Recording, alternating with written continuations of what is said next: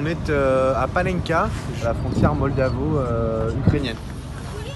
On a des gens qui ont été sous les bombardements pendant plusieurs jours. Ça fait maintenant 2 semaines que les combats ont commencé. Surtout à Mykolaiv, c'est la ville de laquelle on a le plus de réfugiés pour l'instant. On a 2 types de personnes, les personnes qui sont motorisées, qui passent en voiture. Il y a des longues files de voitures, et les personnes qui sont à pied, qui arrivent en bus principalement, des personnes âgées, des femmes et des enfants. On a aussi le cas des hommes qui arrivent en voiture à la frontière, qui déposent les femmes et les enfants et qui repartent au front. MSF est ici sur la mission Moldavie pour apporter de l'aide aux réfugiés dans un premier temps.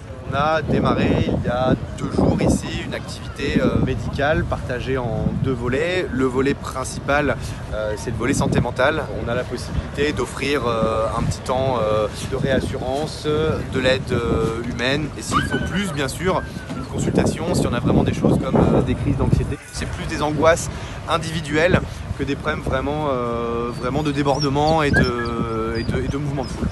Et on a un autre volet, moi je suis en charge des activités médicales et donc on a un poste médical ici.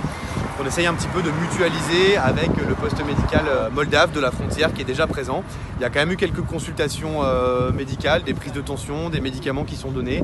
Il n'y a pas encore eu de grosses urgences, mais on est prêt, nous, dans les locaux, les containers MSF qui ont été installés, potentiellement à pouvoir perfuser quelqu'un, à assurer la prise d'un traitement qui n'aurait pas été pris pour de l'asthme, pour de l'insuffisance cardiaque ou ce genre de pathologie chronique.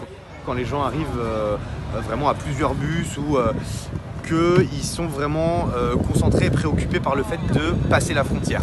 Donc on a plus peur qu'il y ait des gens qui aient potentiellement des problèmes cardiovasculaires, des douleurs dans la poitrine, qui serrent un petit peu les dents, entre guillemets, qui ne disent rien, dans l'attente vraiment de passer, voire de passer même la Moldavie pour se retrouver jusqu'à Schengen, parce qu'il y en a très peu qui vont s'arrêter en Moldavie.